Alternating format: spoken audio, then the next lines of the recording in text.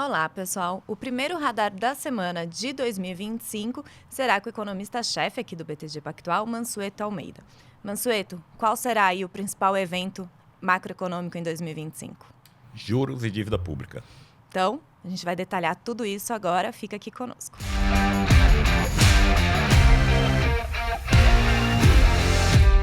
E, para começar aí o nosso...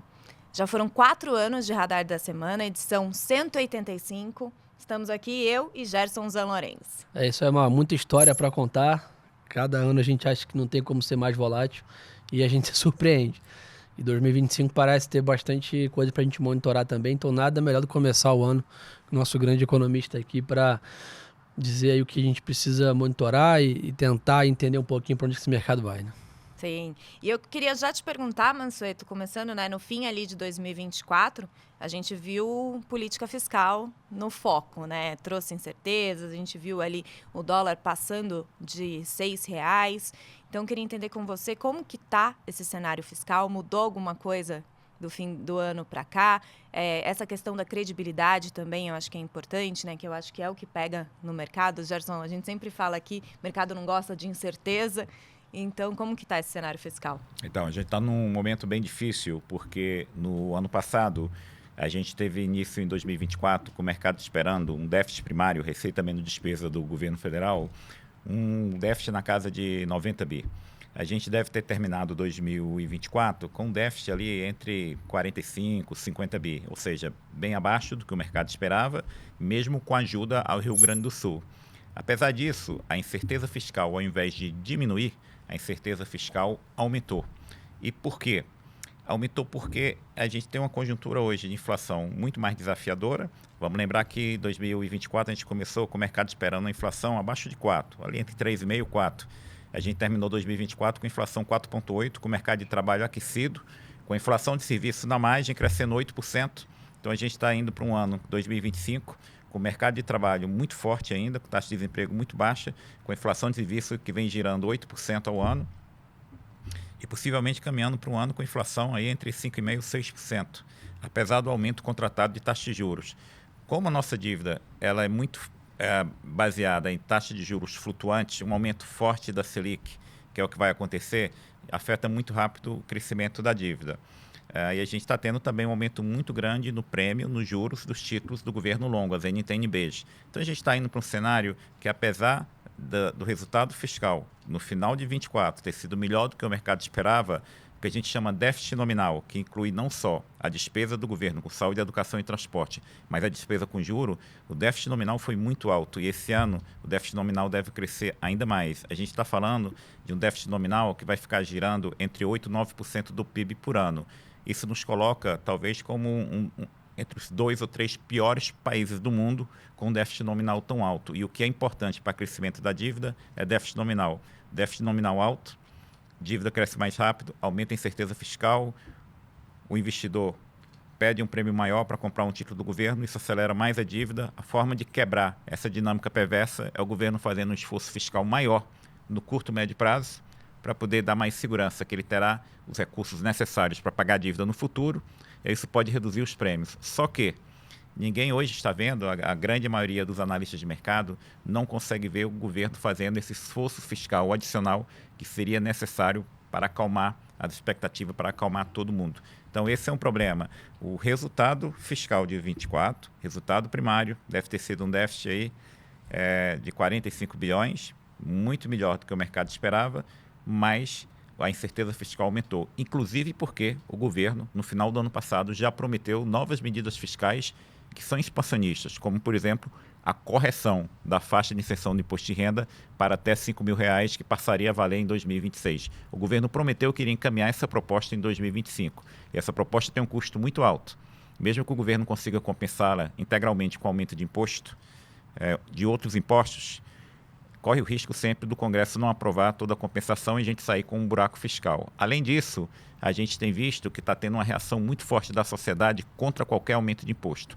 Resumindo tudo, a percepção é que o risco fiscal aumentou. E isso está nos levando a uma trajetória de juros muito alta e que está acelerando mais ainda o crescimento da dívida e a piora do fiscal.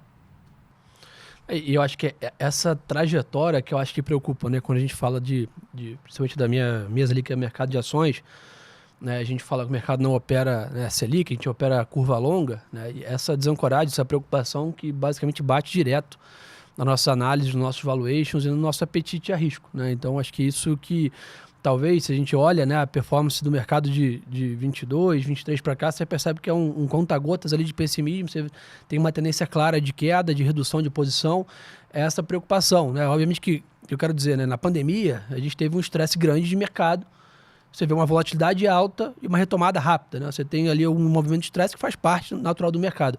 Agora, uma deteriorização do estrutural, que é isso que a gente está falando, é o pior cenário, vamos dizer assim, para apetite a risco para os ativos aqui, né? Porque o pessoal vê uma bolsa barata, mas tem um medo de ser um value trap, que a gente chama, que é uma armadilha de preço, né? Que você olhar eventualmente só o preço para tomar uma decisão. E tem outros fatores, né? Nada que não está barato não possa ficar mais barato, né? Acho que esse é um pouco da história que explica por que a gente sempre fala que a bolsa está barata, mas cadê os gatilhos, né? Esses são os gatilhos que a gente não tem visibilidade ainda para o investidor querer tomar mais risco. E aí vai de cara também com o ambiente lá fora, que a gente vai estar falar ainda, né? Mas ainda com a exuberância americana em voga, então é difícil convencer o investidor a alocar risco no Brasil, com todos os poréns, com tanto prêmio lá fora e uma percepção de risco menor, né? Com as incertezas, né? E, Mansueto, você falou ali que a gente percebe ali uma resistência da sociedade a qualquer aumento de impostos. Então, esse lado da aumentar a arrecadação está mais difícil. Tem espaço para mais cortes de gastos? O governo deve fazer mais algum anúncio aí ou o cenário está difícil? Então, a expectativa média no mercado é que não haverá cortes adicionais de despesa. Eventualmente, no início desse ano, no primeiro trimestre do ano, até março, o governo deverá ou poderá fazer um bloqueio do orçamento. O governo poderá fazer o seguinte: olha, eu tenho incerteza em relação à arrecadação de algumas receitas programadas, então vou ter que bloquear uma parte do orçamento. Mas, mesmo que isso aconteça, pode ser um sinal de melhora de curto prazo, mas não resolve o problema fiscal, que é estrutural. Qual é o problema fiscal do Brasil? A gente tem uma dívida alta, com custo muito alto, e a gente não tem perspectiva de estabilizar essa dívida. Quando o arcabouço fiscal foi divulgado no início desse governo, a gente estava numa trajetória de juros mais benigna e se esperava, eventualmente, as metas de economia, que a gente chama meta de resultado primário, eram maiores. O governo tinha prometido, no início de 2023, quando ele lançou o arcabouço fiscal, que terminaria este governo com superávit primário de 1% do PIB. Depois o governo fez uma revisão desse dado para um superávit primário de 0,25% do PIB, que na verdade pode ser zero, porque tem uma margem de tolerância. Então, na verdade, a gente está numa trajetória que, dado esse cenário de juros mais altos, que está ligado à incerteza do governo em conseguir fazer um ajuste fiscal mais duro, a gente está indo para um final de governo em 2026 com a dívida girando ali em torno de 85% do PIB, 85%, 86% do PIB, e entrando em 2027 caminhando para 90% do PIB.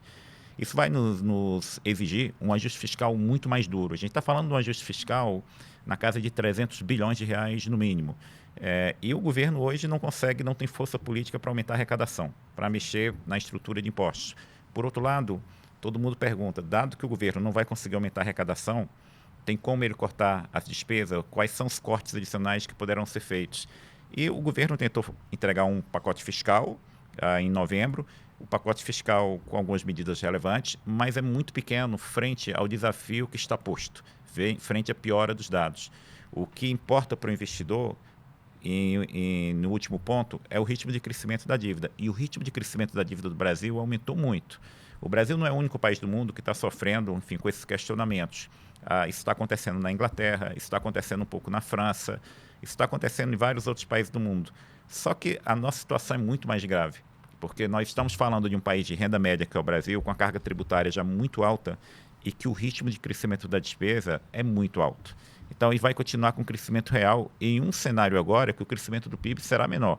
A gente está indo para juros entre 14% e 15% ao ano, talvez um juro um pouco acima de 15% ao ano. A economia vai sentir. O crescimento do PIB do Brasil em 2025 e 2026 não será tão forte quanto foi em 2023 e em 2024. Em 2023 e 2024, o crescimento do Brasil foi 3,2% em 23, o ano passado deve ter sido perto de 3,5%. A gente vai para um cenário de crescimento de 1,5% a 2%. Ainda tem um carrego estatístico que ajuda 2025. Mas vai ser um ano difícil, como o Gerson falou, isso pode afetar o balanço de várias empresas. A gente terminou o 24 com o balanço das empresas muito bom, foi um ano de consumo muito forte, Sim. tanto 23 como 24. Daqui para frente, empresas que estão alavancadas vão sofrer. Emitir dívida nova vai ser muito mais difícil, é um custo muito mais alto. Isso pode afetar a rentabilidade de empresas na Bolsa que estão baratas, mas quando a gente olha para frente, dado toda essa incerteza, você fica com o pé atrás se você compra ou não uma ação que hoje está barata. Então tem um cenário de risco, de aversão a risco, e num cenário de aversão a risco, as empresas endividadas, alavancadas vão sofrer, a Bolsa sofre, o ambiente, a janela para a volta de IPO fica cada vez mais difícil. A gente está entrando no terceiro ano sem Terceiro IPO. ano. Então, assim, fica um cenário bem difícil. E é isso. Hoje não se enxerga um grande acordo político do governo com o Congresso, nenhuma vontade muito clara do governo. Não estou falando de Ministério da Fazenda, nem de Ministério do Planejamento, não estou falando de equipe econômica, estou falando do governo como um todo, de ir além e anunciar novas medidas fiscais mais duras, que não necessariamente teria que ser nesse ano, poderia ser até para o futuro, mas que sinalizasse, olhando para o futuro, que a gente conseguiria, em algum momento, nos próximos anos, controlar esse crescimento da dívida pública e estabilizá-la. Hoje ninguém tem essa certeza, e isso está machucando muito a expectativa e piorando todo o cenário para o Brasil. Manso, já que você falou um pouco de tributos, né? A gente teve aí a aprovação da primeira etapa da reforma tributária lá em 23, 24 foi um ano meio perdido, parece, nessa discussão, com poucos avanços.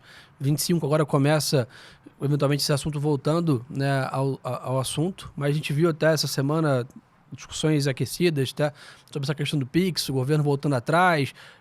Tributo é sempre uma discussão difícil em qualquer governo. A reforma tributária é difícil, até porque você precisa alinhar com todas as parcelas da economia, cada um com seu interesse, puxa daqui, puxa dali. Dado que você acha que tudo isso, com esse fiscal em voga, tem espaço para a reforma tributária andar de forma consistente esse ano, que talvez uma reforma tão importante para o Brasil, principalmente na parte de eficiência econômica nossa aqui, atrair investimentos, etc. Então, a reforma tributária que a gente já aprovou e que o governo regulamentou agora foi a reforma dos impostos indiretos. Uhum. E essa vai ser implementada de uma forma muito gradual. No caso da parcela dos estados, tem uma transição de 6 anos. A outra proposta de reforma tributária que o governo prometeu foi mexer nos impostos diretos, como, por exemplo, o imposto de renda. Mas, para isso acontecer, o governo precisa de um apoio político muito forte no Congresso. O que a gente não sabe hoje é se existe ou não esse apoio político muito forte. Porque mesmo quando você tem uma proposta que é desejável, reduzir regimes especiais de tributação que não tiveram, por exemplo, o resultado esperado, mesmo quando a proposta faz sentido, você precisa de uma base política forte para aprová-la. E hoje ninguém acredita, ou é muito incerto, que o governo tenha essa base política no Congresso para aprovar essas mudanças em imposto direto que ele tanto almeja. Por exemplo, se a gente for tributar dividendos, todas as propostas que foram estudadas no Brasil, tributação de dividendo implica necessariamente a redução do IRPJ, do Imposto de Renda sobre Pessoa Jurídica, porque, caso contrário, a carga tributária em cima das empresas vai ficar excessivamente elevado. Dado isso, mesmo assim, tributar dividendos e reduzir IRPJ não é algo muito simples, porque envolve uma série de negociações, redução de IRPJ, você reduz a transferência de imposto que é compartilhado com o Estado e município. Então, não é muito claro se o governo vai ter base política para fazer a mudança necessária, e um simples aumento de carga tributária, o governo vai ter muita dificuldade no Congresso. A gente viu, inclusive, com esse episódio do PIX, que é um movimento muito grande da sociedade, inclusive contra até a medida de aumentar a fiscalização. Então, é um cenário bastante incerto. Ajuste fiscal em qualquer lugar do mundo não tem mágica. Ou aumenta a receita ou corta a despesa. E, no momento, quando se olha para a despesa, não se vê uma atuação muito dura do governo ou muito clara que ele gostaria de cortar adicionalmente algumas das suas despesas. E quando se olha por o lado da arrecadação, que muitas vezes o governo corretamente fala em mexer em regime especial de tributação, mas falta o apoio político para conseguir fazer com que essa agenda ande no Congresso. Então, qualquer reforma de imposto de renda que eventualmente vai ser apresentada ainda no primeiro semestre desse ano é incerta. A gente vai ter um grande debate, a depender das propostas, como elas forem colocadas, apresentadas, pode ter impacto setorial. Então, a gente está com uma curiosidade muito grande para saber o que é isso. Mesmo medidas que sejam desejáveis e corretas, mais uma vez, precisa de base política que hoje parece que o governo não tem. E nessa questão do PIX, né, é até interessante porque a notícia mesmo, né, é uma instrução da Receita Federal de fiscalização do PIX. Nunca teve o tributo, né? Isso. Mas foi ali que começou a rolar os rumores, a insatisfação e deu todo esse tamanho aí, né? Mansueto, eu queria entender agora um pouco a questão da inflação e do câmbio. Você já falou ali um pouco, a gente viu a inflação em 2024 ficou em 4,83%, acima do teto da meta, né, de 4,5%. É um ponto de preocupação a inflação? O que pega ali? E também do câmbio, né? Acho que bateu, no fim do ano passado, bateu R$ 6,26, né? Agora já está mais perto dos R$ 6 de novo, mas também qual é a projeção para o câmbio este ano e como que está esse cenário? Então, em relação à inflação, preocupa porque o Brasil ainda tem muitas despesas que são indexadas. Por exemplo, a grande maioria dos programas sociais e previdência são indexados à inflação. Além disso, com a política de valorização do salário mínimo, várias das despesas sociais, em especial previdência, cresce acima da inflação. Dito isso, aluguéis são indexados à inflação, o preço de várias tarifas de serviços públicos são indexados à inflação. Então, quando você sai de um ano de inflação alta, em especial com o mercado de trabalho aquecido, com a inflação de serviços crescendo, que é justamente a história de 2024, isso preocupa muito, porque a desaceleração da economia ela não ocorre rapidamente. Então, todo esse efeito de aumento de juros pelo Banco Central possivelmente vai ficar mais claro apenas no final do segundo trimestre desse ano. Eventualmente, a gente pode ter uma surpresa de desaquecimento mais forte de atividade, que pode até um pouco melhorar o cenário de juros, mas é difícil apostar nisso. O resultado, a expectativa que a gente tem é que no primeiro trimestre do ano de 2025, a gente ainda vai ter um crescimento positivo do PIB, de mais ou menos 1% no primeiro trimestre do ano, e depois a economia fica parada. O crescimento trimestre contra trimestre fica zero. Porque o crescimento do PIB no início do ano, no primeiro trimestre do ano, que a gente tem inclusive o impacto da safra agrícola, que crescerá muito. Então, e tem o carrego estatístico do ano passado. Então, você começa o ano com a economia ainda crescendo e depois a economia fica estagnada. O problema é que o desemprego, o ponto de partida do desemprego é muito bom. A gente está com a taxa de desemprego de 6%. Então, mesmo com o crescimento de desemprego, ninguém espera nada dramático de crescimento de desemprego. É um crescimento de desemprego para algo aí em torno de 7,4%, 7.000%. Então, ainda é um mercado de trabalho aquecido. A gente começa o ano com o mercado de trabalho aquecido, com a economia ainda com crescimento, e isso tende a colocar um limite para a queda da inflação. Então, é um ano que a gente espera, a expectativa do mercado é que a gente termine 2025, apesar de um juro tão alto, que pode passar de 15%, que a inflação em 2025 seja maior do que 2024. A gente está falando de uma inflação entre 5,5% e 6%. Se a gente continuar com desvalorização do real, no ano passado a gente teve uma desvalorização do real de 27%.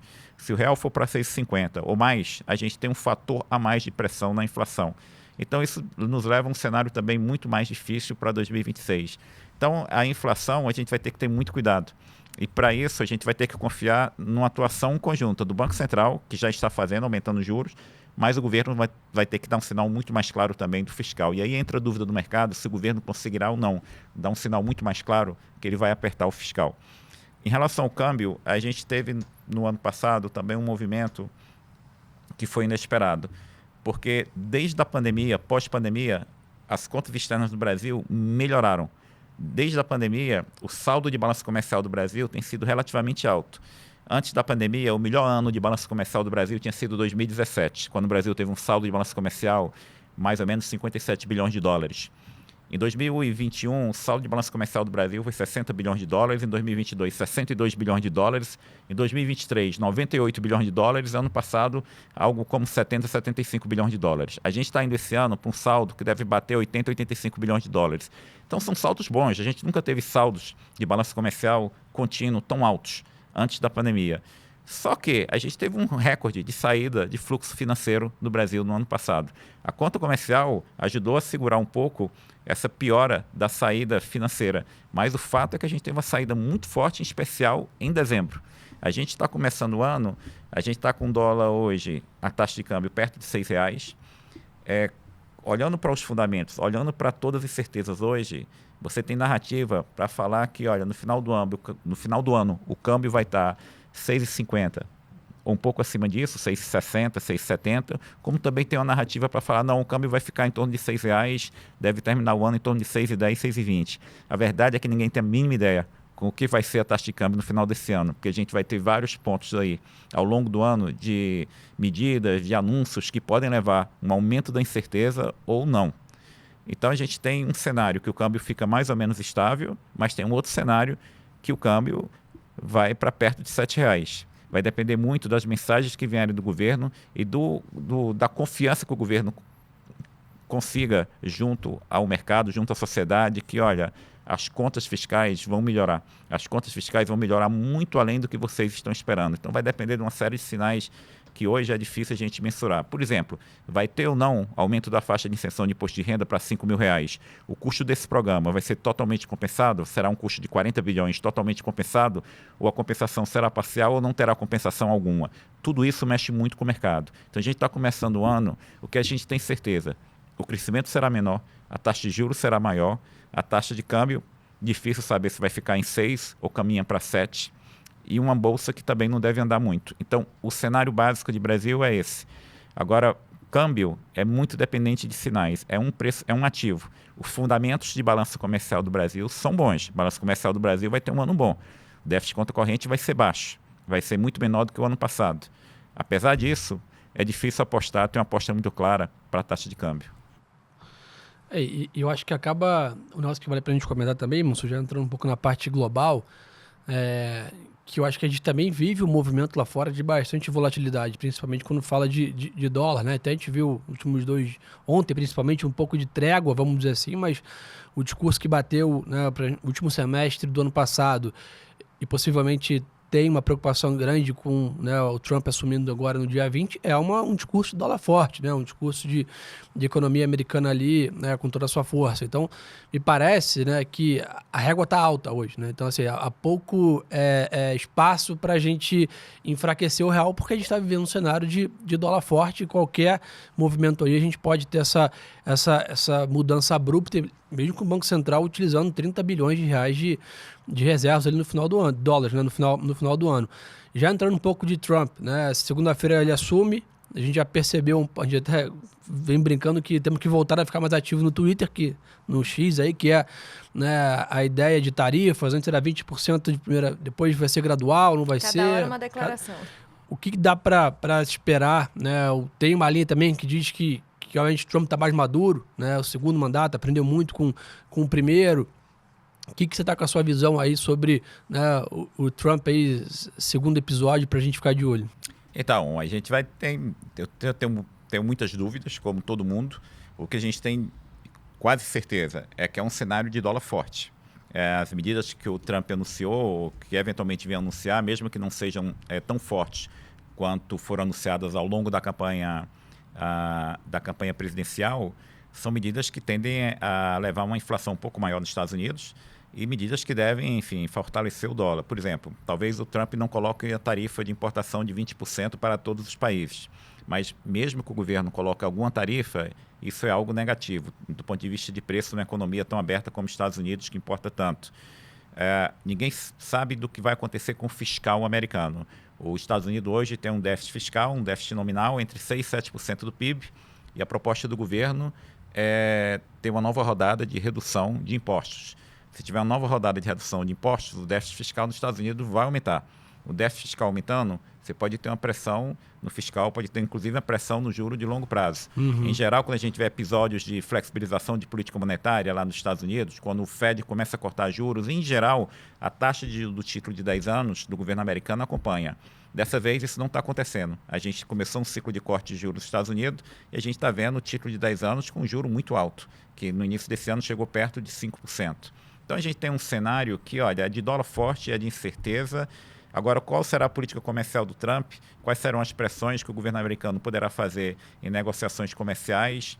Isso tudo, como será a questão fiscal? Se em algum momento eles vão ser muito mais comedidos, muito mais cautelosos em redução de tributos, em controle de despesa ou não. Então, tem uma série de questões que nos levam a um ambiente de mais incerteza. E tem uma Europa que não está crescendo, que possivelmente vai continuar com corte de juros, mas uma Europa que possivelmente esse ano será o terceiro ano de recessão na Alemanha.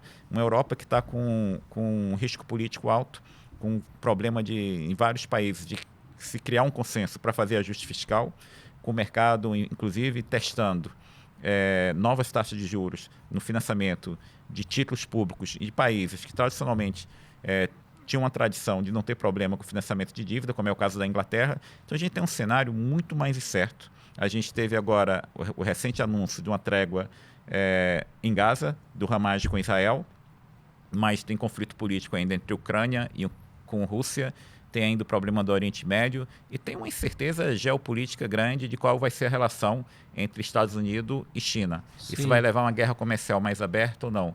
Qual será as formas de retaliação possíveis do governo chinês contra o governo americano no caso de imposição de tarifas muito alta? Então a gente tem um cenário de certeza global que nos traz um ambiente bastante desafiador nos próximos anos. Nisso tudo, é difícil saber exatamente o que o Trump vai implementar. A gente sabe, por exemplo, que o crescimento da imigração para os Estados Unidos foi importante, inclusive, para ter esse recuo da inflação. Mas será que o Trump vai levar ao pé da letra a ameaça de deportação de imigrantes ilegais ou não? Porque isso pode afetar a oferta de mão de obra nos Estados Unidos com impacto na inflação. Então, já é muita coisa, Jess. A gente vai ter que esperar. O que a gente sabe é o seguinte, é um ambiente de dólar forte e de inflação nos Estados Unidos um pouco maior do que se esperava. Junta tudo, né? O cenário aqui incerto, lá fora incerto, não tá fácil. E eu queria entender um pouco do cenário de juros lá nos Estados Unidos. A gente saiu ontem a inflação americana, o CPI, que veio ali com o núcleo um pouco abaixo do esperado, que renovou ali os ânimos de corte para este ano. Esse é o cenário de corte ou não? O Fed já deve ter parado. Então, mas tem dúvida, né? Vamos lembrar que no início de dezembro, o cenário de corte de juros esse ano era pelo menos 3 cortes de juros pelo Fed. Depois o mercado migrou, mais ou menos há 2 semanas atrás, para um corte ou corte nenhum. Agora, com esse último dado da inflação americana que foi divulgado, voltou a uma estimativa de talvez 2 cortes, mas é muito incerto. Então, a gente vai ter possivelmente o primeiro corte, se houver, vai ser em março. Alguns acham que poderá ser só em junho, mas a gente vai ter que esperar. A gente está entrando no ano que, por enquanto, a perspectiva positiva são 2 cortes de juros, mas pode ser um corte, pode ser corte nenhum. A taxa de juros dos Estados Unidos vai ficar próxima de 4%. Então, é difícil saber se vai ter 2 cortes, um corte ou absolutamente nenhum corte. A gente vai ter que olhar as leituras para frente aí do CPI e da inflação americana. O Manso, tem um assunto que a gente escuta muito falar aí, né, e debate, acho que é legal a gente tentar explicar. Fala-se muito sobre a tal da dominância fiscal, que o Brasil estaria correndo um risco disso. Qual que é a sua opinião, né, sobre isso? A Selic poderia desancorar para algum patamar pior? O que você acha que é um risco de cauda de baixa probabilidade? Como está essa visão? Então, é um risco de cauda, de baixa probabilidade, mas é um risco hoje que está todo mundo debatendo, discutindo. Esse assunto, inclusive na reunião de outono do FMI, em outubro, já se discutiu muito, já se perguntou muito aos analistas brasileiros sobre a questão de dominância fiscal.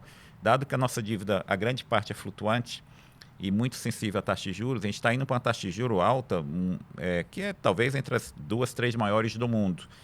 Tem vários outros países que têm dívida alta, como o Brasil, só que o juro é bem menor. A nossa taxa de juros não, ela está crescendo. A gente ainda tem um cenário de inflação que é desafiador, com inflação muito acima da meta, que é 3%. Então, esse debate de dominância fiscal existe. A gente não está lá. Quando o Banco Central aumenta juros, isso está tendo efeito na inflação esperada. Só que se continua esse aumento de juros e a política fiscal não ajuda, chega um ponto que, eventualmente, você entrou em dominância fiscal. É muito difícil antever exatamente qual é esse ponto. Alguns economistas tentam estimar um valor da dívida que a partir do qual a chance de ter uma dominância fiscal é muito maior. É muito difícil fazer esse tipo de cálculo, mas o ponto é um assunto que hoje se discute. É um assunto, inclusive, que alguns economistas advogam que, olha, o Banco Central pode ser levado a parar o aumento de juros para evitar o Brasil entrar num cenário de dominância fiscal e a gente vai para o cenário de inflação maior para comer a dívida. Então, é um assunto que está na mesa, é um cenário, infelizmente, que é ruim, e ninguém sabe exatamente qual vai ser a evolução disso. Então, tem um grupo de economistas que acham que, olha, estamos caminhando para isso, e outro grupo fala o seguinte, não, a gente não está lá ainda, mas tem que ter atenção. Eu estou nesse segundo grupo, a gente não está em dominância fiscal, mas tem que ter atenção, porque se a gente continua piorando os fundamentos fiscais, ou gerando dúvida da capacidade do governo fazer um ajuste fiscal estrutural, a gente eventualmente pode entrar em dominância fiscal. É o mesmo debate que a gente teve lá atrás no Brasil, mais ou menos ali no final de 2015, início de 2016. Então, o debate existe, e acho que o governo está ciente disso, daí o enorme esforço da equipe econômica em melhorar o fiscal, em trazer para a mesa novas medidas fiscais. O problema é que ninguém sabe se há um consenso político para novas medidas fiscais. Mansueto, só para esclarecer, o que seria esse cenário de dominância fiscal? E já tem algum exemplo? Cenário de dominância fiscal é quando você chega a um ponto que, quando você aumenta a taxa de juros, ao invés da inflação reduzir, a inflação aumenta. Porque você aumenta a taxa de juros, isso vai levar a uma dinâmica de dívida pior, causa nova desvalorização da moeda local. A nova desvalorização da moeda local leva a uma inflação maior, que exige um novo aumento de juros, você entra num círculo vicioso. E que o aumento de juros, ao invés de reduzir a inflação, o aumento de juros leva a mais inflação, em decorrência do efeito que tem no câmbio. Então, num cenário como esse, o Banco Central teria que parar de aumentar a taxa de juros, porque aumentar a taxa de juros não reduz mais inflação. Então, é um cenário extremo, a gente não está lá. Que o Banco Central perderia a principal ferramenta ali, exatamente, né, de controle. Tem algum país, assim, algum exemplo? Não, tem episódios. Na década de 80, por exemplo, a gente chegou perto de dominância fiscal. A gente teve dominância fiscal. Então, historicamente, teve episódios. Mas não é a gente não está lá ainda, tá? A gente teria que fazer muita coisa errada e o governo teria que desistir de qualquer controle fiscal para entrar num cenário muito claro de dominância fiscal. Não é o caso ainda. Espero que nunca seja. Não, também. Mais alguma pergunta, Gerson? Não, acho que é tudo isso. E acho que um ponto importante, acho que a gente levantou os fatores, né? Mas tem coisas que só o tempo vai responder, como são fatores de grande impacto, né? E não de ajustes pequenos. Tem um novo presidente aí à frente da maior economia, a maior força ibérica do mundo. Tem grandes dúvidas aqui, o Congresso em recesso, a partir de fevereiro só que a gente começa a ter mais avanços. E tem eleição no Congresso Tem eleição também. no Congresso, então acho que foi bom para a gente mapear e entender que a gente precisa de algumas respostas para tomar mais decisões à frente, né? É verdade. Só um ponto final. A economia brasileira vem funcionando bem. A gente não tem nenhum grande problema no setor de energia. Tem algum grande problema? Não. Os leilões de energia estão saindo, inclusive de linha de transmissão. Tem algum grande problema no setor de petróleo? Também não. A Petrobras está caminhando bem. Tem algum grande problema no setor imobiliário? Também não. A gente vem de 3 anos muito forte do setor imobiliário, em baixa renda, média renda e alta renda. Então, o país ele está funcionando. A microeconomia do país hoje, as regras são muito melhores do que eram ali em 2015. Só que a gente está num momento de incerteza aguda, que está machucando o preço de ativo e vai nos levar a 2 anos de juro muito alto. Então, esse é o problema. Se a gente consegue corrigir o fiscal, mesmo que não seja imediato, mas com a indicação muito clara de medidas que vão melhorar fortemente o resultado fiscal do governo mais à frente, a economia ia reagir muito rápido com a melhora. Então, esse é o desafio. Mas a economia, assim, olha, a gente está vendo um risco grande de recessão? Não. Então, é uma economia que vai desacelerar muito, mas vai crescer. Legal. Muito obrigada, Mansueto, por todo esse cenário aí para a gente começar o ano. Obrigado. Obrigada, Gerson. É isso aí, Mar. Mais um ano. Vamos lá. Conta comigo aí, vamos com tudo. Então é isso, gente. Mais um Radar da Semana aí no ar. Então, lembrando ali, se você curtiu esse nosso conteúdo e quer saber mais sobre cenário econômico e investimentos, então só seguir o canal do BTG Pactual no YouTube e do Radar da Semana no Spotify. Até a próxima.